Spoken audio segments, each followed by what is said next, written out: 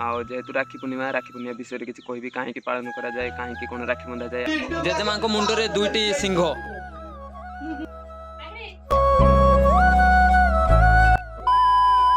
जय जगन्नाथ सांग मैंने आपण मानक स्वागत मोर आउ गोटे वीडियो तो नुहे आउ गोटे लॉन्ग वीडियो को आज आज कौन जानते आपण मैंने आज हूँ राखी पूर्णिमा आउ वीडियोटी संपूर्ण भाव में राखी पूर्णिमा स्पेशल होगा जाऊँगी आउ सबुदिन भली एथर राखी पूर्णिमा टिके अलग कहीं पचारि मो भाई को कौन कहे आज राखी पूर्णिमा राखी के बंधा हो कहीं भद्रकाल की काल पशि भद्रकाल मो भाई ठार जमी शुणिले आपण मैंने आज भद्रकाल कौन पशि हेतु राखी एवं बंधा हम ना राखी बंधा हम 11टा पर तो आमर कौन अच्छे आमर तो भौणी मैंने राखी बांधे अपेक्षा करवा से पर्यटन राखी बांधा को वीडियोटी बहुत स्पेशल होगा जाऊँगी आउ जेहेतु राखी पूर्णिमा विषय किसी कहबी कहीं पालन करा जाए कहीं कौन राखी बंधा जाए आउ कहीं मो भौणी मैंने राखी बांध सारापर आम कतरू पैसा झड़ाती कि जेकोसी जिनस मागती देखा यही वीडियो कौन नि से मो भाई कौच पाहुना नि तो देखा ये वीडियो केमी कौन कहीं मना जाए मुझे कहबी आउ सबुठू भल कथा है आम जेकोसी पर्वपर्वाणी होना कहीं ओडिया आम घरे किसी ना कि पिठा होता है आज भी पिठा हबार अच्छी तो राखी तो लेट्रे बंधा हम किंतु पिठाटा फास्ट खिया हम तो देखा हवा पूरा पिठा खिया पाखु पिठा बना पाखु आज कौन पिठा हो देखा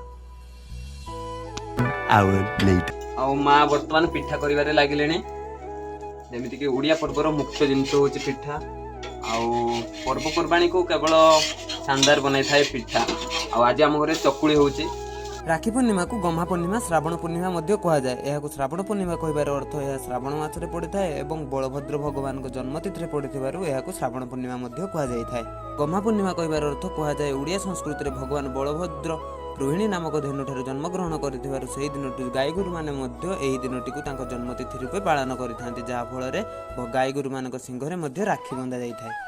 तो फाइनाली गाधुआ सरी जाइए टाइम भी हो गला राखी बांधा मो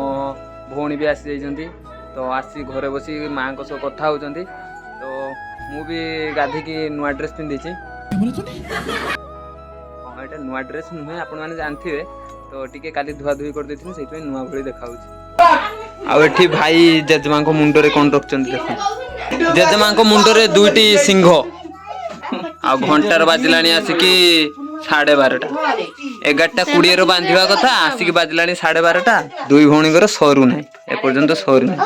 पूर्णिमा यही दिन में पालन कर मुख्य उद्देश्य है ओडिया संस्कृति में कहुए राक्षस राजा बलि 110 यज्ञ पूरा करथिबा हेतु सबु भगवान भितर बलिंकर भय आसीथिला आ सेमाने बलिंक तांडव रक्षा पाइबा पहुंची भगवान विष्णु पाखरे भगवान विष्णु बामन रूप धारण कर मस्तक पाद रखी मर्त्यलोक पठाई देइथिले यापर बलि भगवान विष्णु को सब बेले आखि आगे रहिबार बर मागिथिले जहाद्वारा भगवान विष्णु बलिंकर द्वारपाल होई रहिथिले एवं माँ लक्ष्मी भगवान विष्णु को मुक्त करने बलिंक हाथ में राखी बांधि भाई करथिले एवं उपहार रे स्वामी को मागिथिले आज होउची सही दिन से कहुए से दिन ठारू आम राखी पूर्णिमा पालन करथाउ से बोध हुए आम भौणी मैंने राखी बांधि आमको उपहार मागी था तो एमानकु बोधे कहीं पाउना नियंती जना नथिबो।